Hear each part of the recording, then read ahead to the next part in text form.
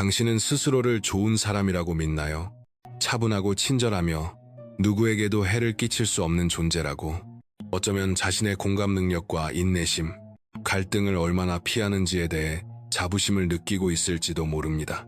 하지만 만약 내가 말한다면 이 모든 것, 이 친절함의 이미지, 이 자기 통제의 외피가 단지 환상일지도 모른다고, 그리고 더 나아가 위험한 환상일지도 모른다고 한다면 어떨까요? 당신이 외면하고 있는 한 부분, 어둡고 본능적이며 잔혹한 면이 당신 안에 존재합니다. 당신이 그것을 부정하더라도 말이죠. 칼 융은 이것을 그림자라고 불렀고, 이는 단순한 은유가 아닙니다. 그것은 실제이며 당신이 그것을 무시할수록 더 큰 지배력을 갖게 됩니다. 사소한 일에 폭발하듯 화를 내거나 스스로 생각해온 자신의 모습과는 전혀 어울리지 않는 잔인한 말을 내뱉은 적이 있나요? 이유도 모른 채 누군가를 경멸하며 판단한 적은요? 스스로의 기회를 망치고 당신을 사랑하던 사람들을 밀어내고 나중에는 왜 그런 선택을 했는지조차 설명할 수 없는 결정을 내린 적은 없나요? 그렇다면 잘 들어보세요. 어쩌면 그것은 당신이 아니라 존재하지 않는 척해온 당신의 한 부분이었을지도 모릅니다. 당신 마음속 어두운 구석으로 밀어넣고 스스로에게서조차 숨겨온 그 부분 말입니다. 융은 이렇게 말했습니다. 무의식을 의식화하지 않으면 그것이 당신의 삶을 지배하게 되고 당신은 그것을 운명이라고 부를 것이다. 이것이 바로 함정입니다. 당신은 자신이 인생의 저자라고 생각하지만 사실은 이해하지도 못하는 힘에 의해 이끌리고 있습니다. 억압되고 방치된 그림자가 주도권을 쥐고 있으며 그 결과는 파괴적일 수 있습니다. 이 영상은 추상적인 이론이 아니고 무균적인 철학 토론도 아닙니다. 이것은 부름이며 거울이며 통제 밖으로 빠져나오는 무언가를 느껴본 적 있는 당신과의 직접적인 대화입니다. 감히 고백하지 못하는 생각들에 짓눌리고 왜 같은 실수와 반응, 같은 파괴적인 패턴을 반복하는지 끊임없이 자문해온 당신에게 하는 이야기입니다. 오늘 우리는 이 그림자를 드러낼 것입니다. 용기를 가지고 바라보고 그것이 어떻게 태어나고 왜 자라나는지, 그리고 무시했을 때 어떤 일이 벌어지는지 이해할 것입니다. 그리고 무엇보다도 너무 늦기 전에 어떻게 그것과 마주해야 하는지를 말할 것입니다. 왜냐하면 잘 들어보세요. 당신이 그림자와 대면하지 않으면 그것은 반드시 당신을 파괴할 방법을 찾아낼 것이고 당신은 그것이 그녀였다는 사실조차 깨닫지 못할 것입니다. 당신은 세상과 사람과 운명을 탓하겠지만 진실은 언제나 저기 당신 안에 있었다는 것입니다. 당신은 자신의 가장 어두운 자아의 눈을 똑바로 바라볼 준비가 되었나요? 그림자가 무엇이며 왜 그렇게 큰 힘을 가지는지 이해할 준비가 되었나요? 우리는 시작으로 돌아가야 합니다. 성인기의 시작도 청소년기도 아닙니다. 우리는 어린 시절로 돌아가야 합니다. 그림자는 바로 그 초기의 시간 속에서 태어나기 시작하기 때문입니다. 상상해보세요. 당신은 자연스러운 충동으로 가득 찬 아이입니다. 좌절하면 울고, 화가 나면 소리치고, 크게 웃고, 자발적이며 거칠고 진짜인 존재입니다. 하지만 점차 주변의 어른들이 그 행동을 다듬기 시작합니다. 남자는 울면 안 돼. 착한 여자는 소리 지르면 안 돼. 크게 말하지 마. 눈물 삼켜. 그건 보기 흉해. 얌전히 행동해. 그리고 당신은 배웁니다. 어떤 감정은 용납되지 않는다는 것을, 분노를 드러내는 것은 잘못된 것이고, 강렬하게 무언가를 원하는 것은 이기적인 것이며, 다르게 생각하는 것은 문제가 된다는 것을 말이죠. 그래서 당신은 어떻게 할까요? 그 부분들을 숨기기 시작합니다. 분노를 묻어두고, 질투하지 않는 척하고, 욕망을 억누르고, 고통을 공손한 미소로 위장합니다. 그렇게 하나씩 사회적으로 받아들여지는 인격, 페르소나를 만들어 갑니다. 착한 아들, 착한 딸, 모범적인 직원, 사랑스러운 연인이라는 이미지 말입니다. 하지만 그 이미지를 빚는 동안 당신 마음 깊은 곳에서는 또 다른 무언가가 조용히 만들어지고 있습니다. 당신이 보고 싶지 않은 것, 존재를 인정하고 싶지 않은 것, 바로 그림자입니다. 칼 융에 따르면 그림자는 당신이 스스로에게서 거부한 모든 것으로 이루어져 있습니다. 단지 결점만이 아니라 억눌린 잠재력들, 정당한 분노, 창조적 야망, 성적 에너지, 용기, 공격성, 날 것의 진정성까지 포함해서 말입니다. 당신이 강요받은 틀에 맞지 않았던 모든 것은 정신의 지하실로 던져졌고 그곳에서 기다리고 있었습니다. 그리고 여기서 중요한 지점이 있습니다. 그림자는 무시한다고 사라지지 않습니다. 오히려 그 반대입니다. 억압할수록 더 강해지고 통제되지 않는 충동, 과장된 반응, 판단, 관계, 당신을 방해하는 내면의 목소리 속에서 커튼 뒤에서 모습을 드러내기 시작합니다. 그림자는 굶주린 짐승과 같아서 가둬두었다고 생각하지만 녹슨 문이 더 이상 버티지 못하는 순간이 옵니다. 융은 많은 사람들이 받아들이기 두려워하는 사실을 이해했습니다. 우리는 세상에 보여주는 모습만이 아니라 무엇보다도 스스로에게 숨기는 존재라는 것입니다.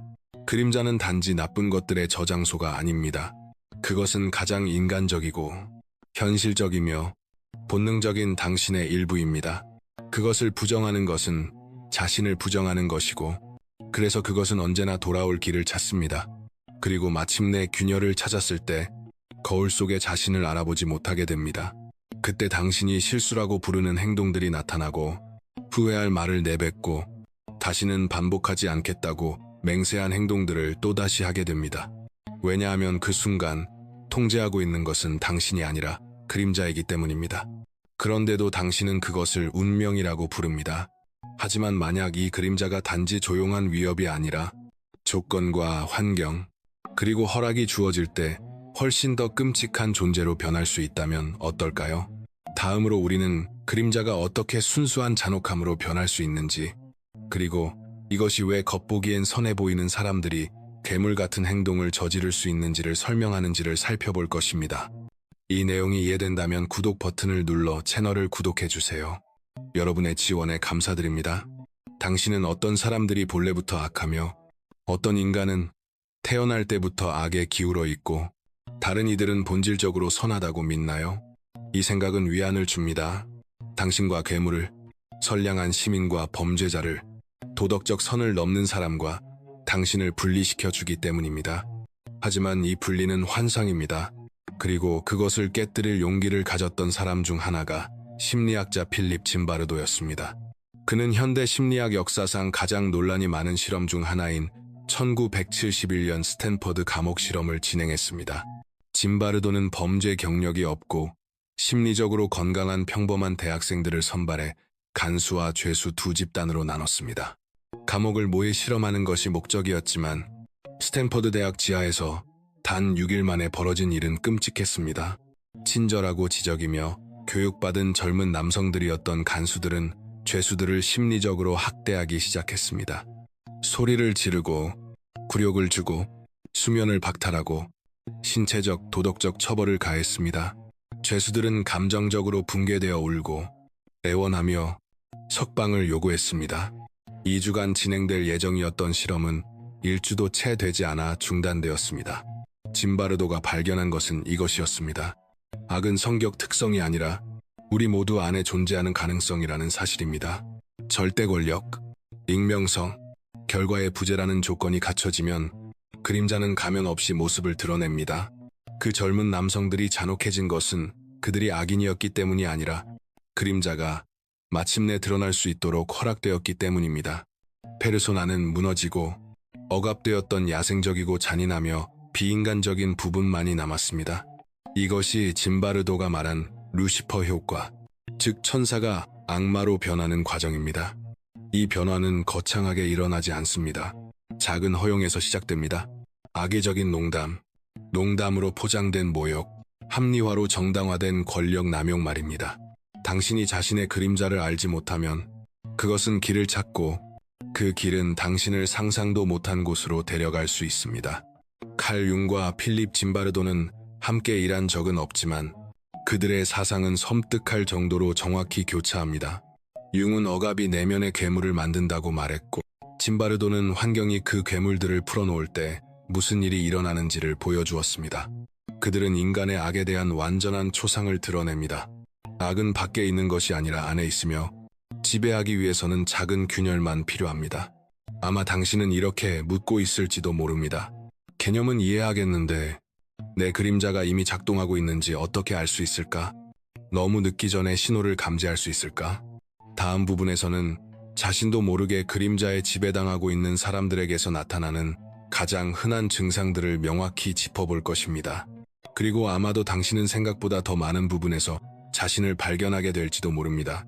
그림자에 지배되기 위해 잔혹한 범죄를 저지를 필요는 없습니다. 그것은 거의 드러나게 나타나지 않습니다. 그림자는 외치지 않고 속삭입니다. 바로 그것이 위험한 이유입니다. 그것은 침묵 속에서 정당화의 이면에서 작동합니다. 당신이 내 성격이야, 내 방식이야, 내 기질이야 라고 부르는 행동 속에 숨어 위장합니다. 하지만 자세히 보면 통제하고 있는 것이 당신이 아니라는 것을 알게 됩니다. 간단한 예를 들어볼까요? 자신과 다르게 생각하는 사람을 향한 과도한 짜증, 더 자신감 있고 대담하며 자유로운 사람들에 대한 자동적인 경멸, 누군가가 돋보이거나 실패하는 모습을 볼 때 머릿속에서 쏟아지는 잔인한 판단들, 이런 감정은 허공에서 나오지 않습니다. 그것은 투사이며 반영입니다. 융이 설명했듯 타인에게서 우리를 가장 짜증나게 하는 것은 우리 자신을 이해하는 열쇠가 됩니다. 다시 말해, 타인에게서 가장 거슬리는 부분은 거의 언제나 스스로 억압해온 부분입니다. 또 다른 명확한 증상은 자기 파괴입니다. 위대한 무언가, 관계, 프로젝트, 중요한 변화를 눈앞에 두고도 스스로 모든 것을 망쳐버린 적이 있나요? 미뤄도 될 일을 미루고 하지 않아도 될 말을 하고 불필요한 갈등을 만들어낸 적은요. 그림자는 이렇게 작동합니다. 그것은 당신이 성장하는 것을 원하지 않습니다. 성장은 내적 대면을 요구하기 때문입니다. 그림자는 파괴적일지라도 익숙한 상태에 머무르기를 선호합니다. 그것은 당신의 정체 상태를 먹고 삽니다. 통제할 수 없는 감정은 어떨까요? 이유도 모를 징후, 비합리적으로 느껴지는 질투, 비판으로 위장하려 애쓰는 시기심을 느껴본 적 있나요? 이런 극단적인 감정 상태는 그림자의 직접적인 발현입니다. 부정되고 억압된 당신의 일부가 최악의 방식으로 관심을 요구하며 당신도 모르게 인생의 운전대를 잡아버리는 것입니다. 그림자는 또한 당신이 쓰는 가면 속에서 드러납니다. 지나치게 선하고 올바르고 영적이며 평화로운 사람으로 보이려 애쓸 때 말입니다. 조심하세요. 과도한 미덕은 자신 안에서 가장 두려워하는 충동에 대한 무의식적인 방어일 수 있습니다. 인내심을 자랑하는 그 사람은 어쩌면 엄청난 분노를 숨기고 있을지도 모릅니다. 분노는 자신을 너무 초연하다고 주장하는 사람들이 사실은 자신의 의존성을 피하고 있는 것일 수도 있음을 드러낸다. 그림자는 단지 추한 것이 아니라 진실이지만 받아들여지지 않은 것이다. 그리고 여기 하나의 가혹한 진실이 있다. 당신이 빛으로만 자신을 정의할수록 당신은 어둠에 더 많이 지배된다.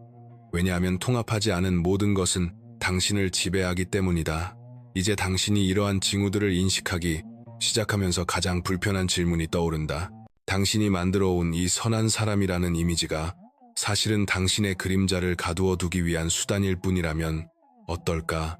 이제 가장 위대한 환상을 깨뜨려 보자. 당신이 본질적으로 선하다는 믿음, 그리고 아무도 듣고 싶어 하지 않는 진실을 드러내자. 당신은 당신이 생각하는 만큼 선하지 않으며 당신이 가장 두려워하는 모든 것은 여전히 당신 안에 살아있다.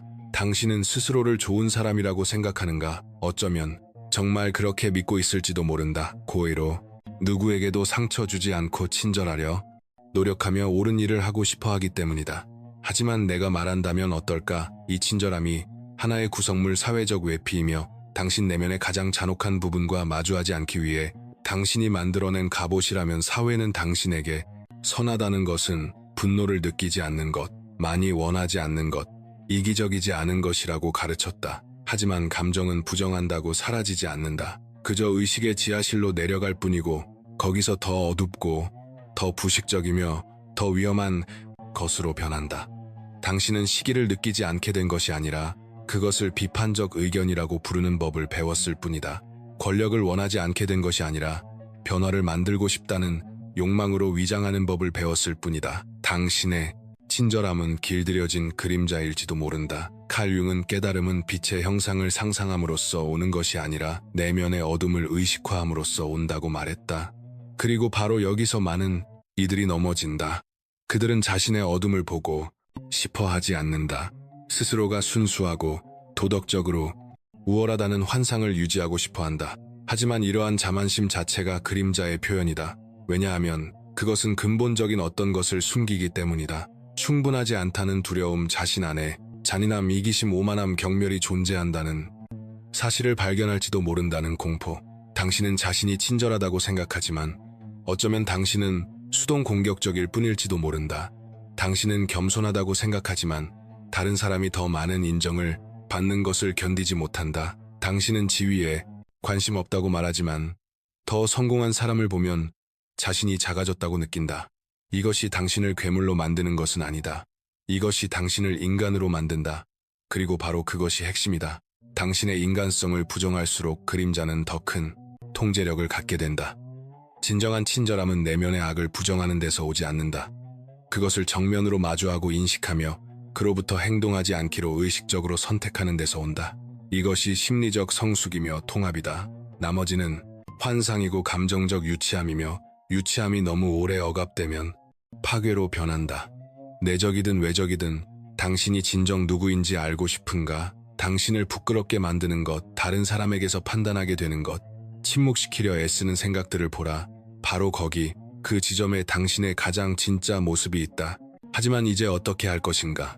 그림자가 피할 수 없고 이미 작동 중이라면 어떻게 해야 할까? 그것이 당신의 삶관계 미래를 계속 망치지 않도록 어떻게 막을 수 있을까? 당신은 그림자가 반드시 적일 필요는 없다는 것을 알게 될 것이다.